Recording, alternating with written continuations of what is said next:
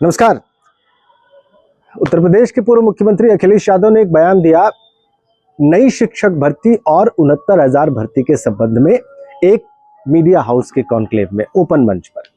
जब उनसे पूछा गया कि क्या आप शिक्षक भर्ती करेंगे अगर आपकी सरकार बनती है और 69,000 भर्ती पर आपका क्या कहना है, तो उनका यह कहना था कि 69,000 भर्ती वालों के साथ अन्याय हो रहा है और अगर उनको सरकार बनती है कल को तो वो शिक्षक भर्ती करेंगे। दोनों ही मामलों पर उन्होंने आश्वस्त किया है।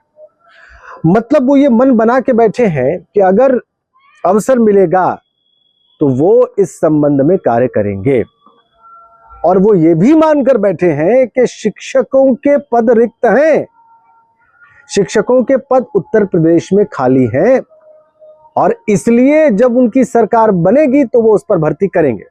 अब ये वर्तमान सरकार के स्टैंड से बिल्कुल अलहदा, बिल्कुल अपोजिट है। क्यों? क्योंकि वर्तमान सरकार ने 72,000 भर्ती में जब उनसे मांगा गया, कहा गया कि भाई इनको आप रखिए, जज साहब के द्वारा आग्रह किया गया, तो उन्होंने कहा पद ही नहीं है हमारे पास, खाली नहीं है।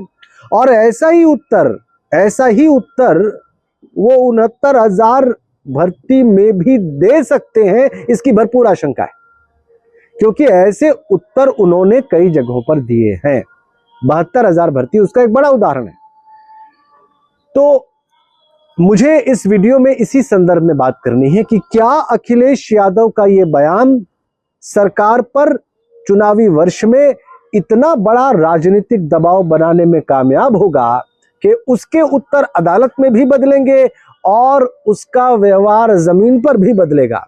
यानी अखिलेश यादव के इस बयान के बाद क्या सरकार 72,840 भर्ती में, 825 भर्ती में कोर्ट में कुछ ऐसा कह सकती है जो याचियों के पक्ष में जाए, जो बड़ी संख्या में इंतजार कर रहे हैं सरकार के पॉजिटिव जवाब का?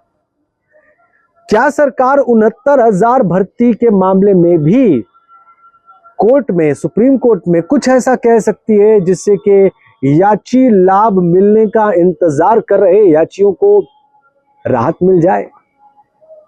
और क्या उन लाखों लाख डीएलएड पास जो कैंडिडेट्स हैं, नई भर्ती का इंतजार कर रहे हैं, उनके लिए सरकार कोई बड़ी भर्ती निकाल सकती है अखिलेश यादव के इस बयान के बाद, कोई राजनीतिक दबाव महसूस करते हुए?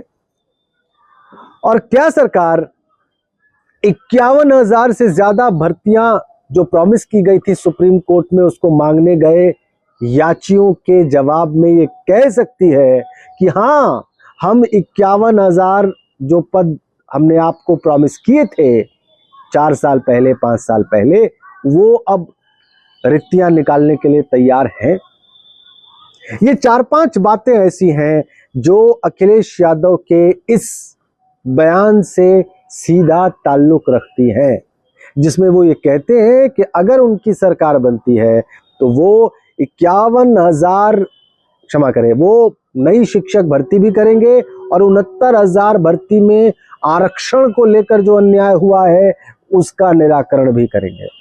यानी उनकी सरकार आएगी तो बेसिक शिक्षा परिषद में जो तमाम किस्म की मांगे चल रही हैं उसको पूरा कर दिया जाएगा। क्या इसका कोई दबाव बन सकता है? इसका जवाब मैं आप लोगों से जानना चाहता हूं, लेकिन जो बात मेरे मन में है वो भी आपके समक्ष रखना चाहता हूं।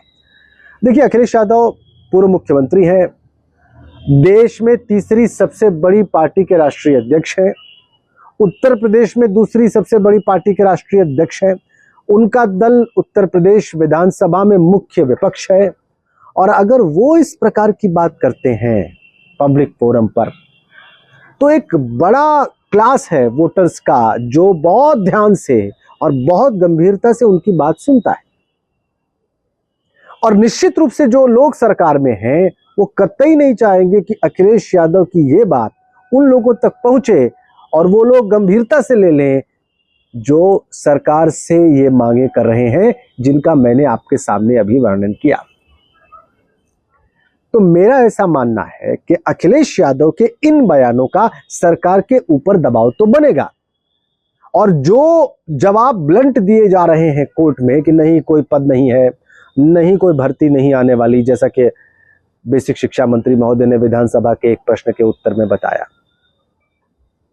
इससे कुछ चीजें बदली नजर आए, चाहे वो 72,000 भर्ती में कोर्ट में जवाब देना हो, चाहे 69,000 भर्ती में कोर्ट में जवाब देना हो, चाहे 51,000 भर्ती में कोर्ट में जवाब देना हो, या नई भर्ती निकालनी हो।